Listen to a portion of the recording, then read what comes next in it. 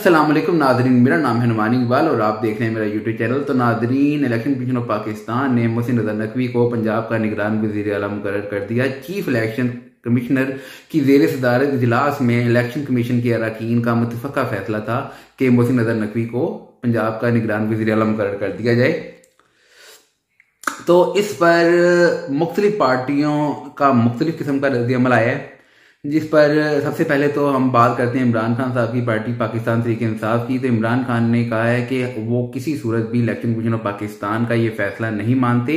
उन्होंने अपने तमाम जो वोटर्स और सपोर्टर्स हैं उनको कहा है कि वो आज यानी कि कल ये फैसला हुआ है, तो उन्होंने कहा है कि वो आज सारे इलेक्शन कमीशन ऑफ पाकिस्तान के खिलाफ और चीफ इलेक्शन कमिश्नर के खिलाफ सारे मुलगीर एहतजाज करें और प्रोटेस्ट करें। वो इस फैसले को किसी सूरत नहीं मानते। फवाद चौधरी ने भी एक ट्वीट की, उन्होंने कहा कि इलेक्शन कमीशन ऑफ पाकिस्तान ने कभी भी मायूस नहीं किया। उन्होंने कहा election commission of Pakistan PDM की बी टीम ऐसा काम कर रहा है। तो उन्होंने कहा कि हम किसी सूरत भी ये फैसला इलेक्शन कमीशन ऑफ पाकिस्तान का नहीं मानेंगे और हम सुप्रीम कोर्ट जाएंगे। इसके अलावा असद उमर ने भी कहा कि ये एक बहुत बड़ी पंजाब के जो ज़िमनी इंतखाबात हैं उनमें बहुत बड़ी रिगिंग का प्लान है इनका, तो रिगिंग का स्टार्ट आज से हो गया है। इसके अलावा परवेज इलाही साहब ने भी मीडिया से गुफ्तगू करते हुए कहा कि वो इसे किसी सूरत नहीं मानते। उन्होंने कहा कि जो इंसान हारिस स्टील केस में 35 लाख की प्री बार्गेनिंग में मुलव्वस हो सकता है, उससे कैसे इंसाफ की तवक्का की जा सकती है। उन्होंने कहा कि मेरे इतने करीबी रिश्तेदार को कैसे लगाया जा सकता है पंजाब का निगरान वज़ीर आला। तो इसके अलावा उनके बेटे ने भी ट्वीट किया, उन्होंने कहा कि मैंने तो पहले ही बता दिया था कि ये इस बंदे को लगाया जाएगा, मोहसिन रज़ा नकवी को पंजाब का निगरान वज़ीर आला। उन्होंने कहा कि इस बंदे को लगाकर पीटीआई और वजाहत हुसैन और परवेज इलाही के खानदानों पर गिरफ्त कसी जाएगी, उनसे इंतकाम लिया जाएगा। तो लेकिन दूसरी तरफ जो अपोजिशन जमात है जिन्होंने ये नाम दिया था जरदारी साहब और नून लीग, वो इसका खैर मकदम इलेक्शन कमीशन ऑफ पाकिस्तान के इस फैसले का खैर मकदम कर रहे हैं। और जरदारी साहब ने कहा है कि जो मोहसिन रज़ा नकवी साहब हैं वो एक सेल्फ मेड इंसान है और वो ना तो कभी किसी सियासी काम में आज तक मुलव्वस नहीं है, ना वो किसी पार्टी के साथ उनका कोई ताल्लुक है। तो इलेक्शन कमीशन ऑफ पाकिस्तान का ये एक बहुत अच्छा फैसला है। तो लेकिन बात यह है कि जो परवेज इलाही साहब हैं और पीटीआई है वो तो पहले ही मुतनाज़ इलेक्शन कमीशन ऑफ पाकिस्तान, वो तो पहले ही कह रहे थे कि हमने नहीं मानना। लेकिन जो 4 नाम थे उन 4 नामों में सबसे बड़ा हैवी वेट यही थे। तो अब देखें कि बस इलेक्शन कमीशन ऑफ पाकिस्तान ने फैसला कर दिया इन पर। और अब देखेंगे सुप्रीम कोर्ट में जाके अगर इस पर पिटीशन दायर करते हैं इसके खिलाफ, तो क्या सुप्रीम कोर्ट ये बात सुनता भी है। सबसे बड़ी बात है सुप्रीम कोर्ट की बात तभी सुनेगा जब मोहसिन रज़ा नकवी के खिलाफ इनके पास कोई बहुत पक्के सबूत होंगे। अगर इनके पास कोई सबूत ही नहीं होते तो फिर इलेक्शन कमीशन पाकिस्तान की बात कभी भी नहीं सुनेगा। ये इलेक्शन कमीशन पाकिस्तान को अपनी उन 4 में से उन्होंने एक नाम सेलेक्ट किया, तो ये उनका एक आईनी हकूक है, तो ये कभी भी सुप्रीम कोर्ट में चैलेंज नहीं कर सकते। तो बाकी पीटीआई के आपको ट्रोल्स का पता है कि पीटीआई जारी है। अब जनरल बाजवा साहब भी पाकिस्तान वापस तशरीफ ले आए हैं। वो यूनाइटेड अरब अमीरात गए हुए थे अपनी बेटी की सर्जरी के लिए, तो वो ये लोग तो कह रहे थे वो भाग गए हैं, तो वो याशी कर रहे हैं, लेकिन असल में वो अपनी बेटी की सर्जरी के लिए गए हुए थे, तो वो भी वापस आ गए हैं अब। तो अच्छा, जनरल बाजवा के साथ एक तस्वीर है, असल में वो तस्वीर एक कराची का बैरिस्टर है, बैरिस्टर जमील, वो जनरल बाजवा के साथ फ्लाइट में उसकी तस्वीर है। तो ये लोग कह रहे हैं कि ये जनरल बाजवा ने इसे लगवाया है, ठीक है, और ये जनरल बाजवा और मोहसिन नकवी की तस्वीर है, तो ये जनरल बाजवा की वजह से लगा है। अब मैं इनसे पूछना चाहता हूं कि जनरल बाजवा ना तो अब चीफ ऑफ आर्मी स्टाफ है, साबिक चीफ ऑफ आर्मी स्टाफ है, वो ना जर्नैल हैं। अब मतलब उनके पास इतनी पावर है कि वो अपनी मर्जी का निगरान वज़ीर आला पंजाब लगवा दें, तो ये तो एक फूल वाली बात है। और इनकी एक पहले भी मतलब ये पीटीआई के जितने भी ट्रोल्स हैं और जितने भी इन्होंने बिठाए हुए हैं ट्विटर पे, वो इस तरह की भोंडी हरकतें अक्सर करते रहते हैं, ठीक है। वो कैसे हो सकता है। और जिस फ्लाइट में ये लोग यूनाइटेड अरब अमीरात से वापस आए हैं, उस फ्लाइट में पीटीआई का एक रहनुमा भी मौजूद था, तो वो भी इस बात का गवाह हो सकता है। लेकिन अब क्या कह सकते हैं पीटीआई के ट्रोलर्स को कि वो कह रहे हैं कि जनरल बाजवा साहब ने मुकर्रर किया है मोहसिन नकवी साहब को। इसके अलावा अच्छा, अब ये तीसरा सहाफ़ी लगातार पंजाब का निगरान वज़ीर आला बना है। सबसे पहले 2013 में नजम सेठी साहब, उसके बाद 2018 में हसन असली साहब और अब मोहसिन रजा नकवी साहब। तो अल्लाह करे कि अब ये ठीक तरीके से काम करें और ठीक तरीके से जिस काम के लिए इन्हें लगाया गया इलेक्शन करवाने के लिए, तो ये ठीक से इलेक्शन करवाएं। और लेकिन बात यह है कि पाकिस्तान की तो ये तरीक रही है कि किसी ने मानना नहीं है। ये अच्छे इलेक्शन भी करवा दें, ये बिल्कुल न्यूट्रल होकर भी चलें, तो किसी ने नहीं मानना। क्योंकि इमरान खान साहब तो इन पर यह भी इल्ज़ाम लगा रहे हैं कि जो रजीम चेंज ऑपरेशन था ये उसमें भी मुलव्वस है, उस साजिश में भी ये जो मोहसिन रजा नकवी साहब हैं ये मुलव्वस थे। तो उन्होंने किस सूरत मानना है? कभी भी नहीं मानेंगे, कुछ भी नहीं मानेंगे। इमरान खान इस बात में पक्के हैं कि जो बंदा वो इलेक्ट करेंगे, जो बंदा वो नॉमिनेट करेंगे, सिर्फ पाकिस्तान में वही बंदा क्रेडिबल होगा और वही बंदा न्यूट्रल होगा। बाकी पाकिस्तान में कोई बंदा ना न्यूट्रल है, कोई बंदा ना क्रेडिबल है, सिर्फ इमरान खान की चॉइस ठीक है। इमरान खान की चॉइस आपको पता है ना, वो उस्मान बुज़दार जैसी, तो बस वो उसी बात पे स्टिक हैं। इसके अलावा अच्छा, इनका जो एक और यूटर्न चल रहा है, पहले फवाद चौधरी साहब बढ़ के मार रहे थे कि हमारे इस्तीफे एक्सेप्ट करें, हमारे इस्तीफे एक्सेप्ट करें, हमारे इस्तीफे एक्सेप्ट कर लें। अब जब स्पीकर कौमी असम्बली रजा परवेज़ अशरफ साहब ने एक्सेप्ट करना शुरू कर दिए हैं, इनके तकरीबन 81 इस्तीफे एक्सेप्ट हो चुकी है। अब इनके 45 से करीब मेंबर हैं। आज वो मेंबर, इनके चीफ विप जो हैं वो आमिर डोगर साहब, उनकी सरबराही में ये लोग पहले पहुंचे हैं कौमी असम्बली कि हमारे इस्तीफे वापस करो, हमने इस्तीफे नहीं देने। 45 मेंबर रह गए इनके, ठीक है। उसके बाद ये लोग स्पीकर हाउस पहुंचे हैं, इन्हें वहां भी एंटर नहीं होने दिया गया। उसके बाद ये इलेक्शन कमीशन ऑफ पाकिस्तान के बाहर धरना देके बैठ गए हैं।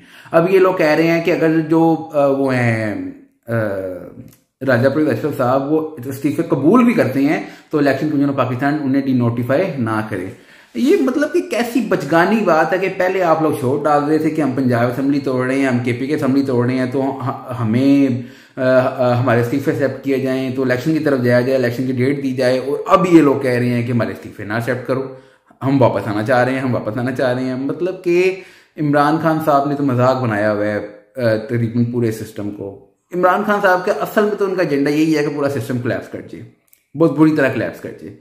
मुल्क का मुआशी जो मुल्क एक मुआशी बुरान में फंसा हुआ है, मुआशी हालात इमरान खान के सामने है, ठीक है। लेकिन उन्होंने सामने अच्छा इलेक्शन में वहाँ का कितना पैसा खर्च हुआ है, लेकिन उन्होंने इलेक्शन भी मजाक बनाया हुआ है। कभी वो 7 सीटों में इकट्ठा लड़ते हैं, कभी वो 33 सीटों में कहते हैं मैंने इकट्ठा लड़ना है। अब मेरा ख्याल 33 के बाद अब तो सीटें ज़्यादा हो चुकी हुई हैं, 70 कुछ हो चुकी हुई हैं जो खाली हैं, तो अब 70 भी मेरा ख्याल कुछ लड़ेंगे। तो अवाम का कितना पैसा खर्च हो रहा है, क्योंकि जो इलेक्शन कमीशन ऑफ पाकिस्तान ने इलेक्शन पे जो अपना एक तखमीना रखा हुआ था कितना खर्चा होगा, तो वो इमरान खान की इस हरकत की वजह से, जल्दी असम्बली तोड़ने की वजह से, वो खर्चा 10 अरब से भी, मतलब कि उन्होंने तो तकरीबन कोई 45 से 46 अरब का पूरे इलेक्शन का खर्चा रखा हुआ था, तो वो 40-47 अरब, वो 55 से 56 अरब तक बात पहुंच चुकी हुई है। 10 अरब खर्चा बढ़ चुका हुआ है सिर्फ एक शख्स की ना की वजह से, ठीक है। कि वो कहता है कि नहीं, मैं अगर वज़ीर आज़म हूँ तो सिस्टम ठीक है, अगर मैं वज़ीर आज़म नहीं हूँ तो सिस्टम ठीक नहीं है, ये सिस्टम फारग कर दो। तो अल्लाह पाक इस बंदे से बचाए। बाकी अच्छा, आजकल एक इनका जो केस है वो बड़ा मीडिया की जीनत बना हुआ है। अच्छा, 2012 में ख्वाजा आसिफ साहब ने इनके खिलाफ एक प्रेस कॉन्फ्रेंस की थी कि इन्होंने जो वो ज़कात के पैसे हैं, जो चंदा मिलता है शौकत खानम को, उन पैसों में से इन्होंने इन्वेस्टमेंट की, ठीक है, अपनी इन्वेस्टमेंट की। जिसके बाद इमरान खान साहब ने उस वक़्त इन पर डेफेमेशन का केस कर दिया और 10 अरब का हर्जाने का केस कर दिया। अच्छा, अब वो केस चलता 2012 कहाँ पे, 2012 की प्रेस कॉन्फ्रेंस और उसमें जो भी मामला हुए, तो उसके बाद अब जाकर उस पर केस पे जिरा हो रही है। तो एक उस केस की जो सुनवाई थी वो पिछले हफ्ते को थी, हफ्ता बरोज 21 जनवरी को। तो उसमें इमरान खान साहब घर से शरीक हुए थे, तो जिस पे वकील जो थे ख्वाजा आसिफ साहब के इमरान खान पर जिरा कर रहे थे। तो इमरान, अच्छा क्या किस्मत इमरान खान साहब की, घर बैठकर कोर्ट वीडियो लिंक पर कोर्ट में शरीक होते हैं, तो इन पर जिरा हो रही थी। तो इनसे ये कहते हैं कि उस वक़्त शौकत खानम के बोर्ड ने 30 मिलियन, सॉरी मैं 30 मिलियन कह रहा हूँ, $3 मिलियन ठीक है, $30 लाख की एक इन्वेस्टमेंट की थी एक निजी हाउसिंग सोसाइटी में। लेकिन उन्होंने ये कहते हैं कि मुझे निजी हाउसिंग सोसाइटी का नहीं पता। ठीक है, इतने अमीर और इतने मालदार आदमी हैं कि इन्हें पता ही नहीं कि वो कौन सी निजी हाउसिंग सोसाइटी थी, पैसा ही बहुत है। तो इन्होंने कहा कि मुझे नहीं पता, ठीक है, कि वो कौन सी थी। तो अब इस बात को छोड़ें, आप आगे आए कि अब मतलब कि हकीकी बात की तरफ आए, जिस पर ख्वाजा साहब के वकील ने कहा कि बात शुरू इस पे होती है। अच्छा, ऊपर से इमरान खान साहब का ये मौक़िफ़ है कि जब वो इन्वेस्टमेंट की गई थी तो उसके बाद वो इन्वेस्टमेंट वापस आ गई, तकरीबन 7 साल बाद वो इन्वेस्टमेंट वापस आ गई, तो वो दोबारा शोर खानों के फंड में जमा हो गई। तो जिस पर ख्वाजा साहब के वकील ने कहा कि जब वो पैसे दिए गए थे निजी हाउसिंग सोसाइटी की में इन्वेस्टमेंट के लिए, उस वक्त डॉलर का रेट 60 रुपये था। जब वो पैसे वापस आए तो $100 का 120 रुपये का था। तो ये पैसों में खुटबुट की गई है। और उसने कहा कि वापस भी जो केस शुरू होता है, जो केस के असल में जो केस में जान पड़ती है, वो पैसे वापस आने ही पे पड़ती है। तो उस वक्त वकील ने, जो ख्वाजा साहब के वकील हैं, उन्होंने नेक्स्ट डेट मांगी। उन्होंने कहा कि वो नेक्स्ट केस में वो नेक्स्ट डेट पे वो इमरान खान पर जरा पूरी कर लेंगे। ठीक हो गया। अब जिस पर एक्सप्रेस ट्रिब्यूनल एक जो इदारा है, ठीक है, वो एक बात कह रहा है। वो कह रहा है कि इमरान खान साहब ने जो वो इन्वेस्टमेंट की थी, वो बोर्ड के अपना एक मेंबर था। वो जो शोहर खानम का बोर्ड था, उसके अपने एक मेंबर की निजी हाउसिंग सोसाइटी में किया। तो जब पता चला कि वो तो एक अपना बोर्ड मेंबर है उसी की हाउसिंग सोसाइटी में, मतलब कि अपनी ही हाउसिंग सोसाइटी में वो इन्वेस्टमेंट की गई थी, तो उसके बाद वो पैसे वापस लाए गए। जिसके बाद जो फवाद चौधरी साहब हैं, उन्होंने ट्वीट करते हुए कहा एक्सप्रेस ट्रिब्यूनल के बारे में कि ये एक मीडिया प्रोस्टिट्यूट है। ठीक है, तो उसने कहा कि बाकी सारे, अच्छा, ये मीडिया मालिकान अरबों रुपए के मालिक हैं, खुद तो ये कोई फलाई काम करते नहीं है, लेकिन जब एक हमारा लीडर जब फलाही काम कर रहा है तो उस पर भी ये नहीं कि इन लोगों का मसला है। उन्होंने कहा कि जितने भी इस तरह के फलाही इदारे होते हैं, वो तमाम इदारे कहीं ना कहीं इन्वेस्टमेंट करते हैं अपना बिजनेस के लिए। ठीक है, तो उसने कहा कि इसमें क्या गड़बड़ है। ठीक है, तो उसके बाद उसने कहा, हमारी जो वज़ीर इत्तलात हैं, उन्होंने कमेंट किए इमरान खान साहब पे। ठीक है, उन्होंने भी इनका गड़ी चोर के हवाले से कोई बात की, तो उस पर भी फवाद चौधरी उन पर चढ़ चढ़े। उन्होंने कहा कि आपकी लीडर ने आज तक किया क्या है प्लास्टिक सर्जरियों के अलावा। ठीक है, तो उनको क्या पता कि फलाही काम और ऐसा वैसा। तो जिस पर फवाद चौधरी साहब ने उन्हें भी अच्छा खासा बहस किया। तो अब देखेंगे क्या इस केस में आगे पेशरफ्त होती है। चलिए नाज़रीन, अब के लिए इतना ही, मिलते हैं नेक्स्ट वीडियो में। टिल देन अल्लाह हाफिज़ and please like, subscribe my channel and share my videos. Thanks a lot, bye.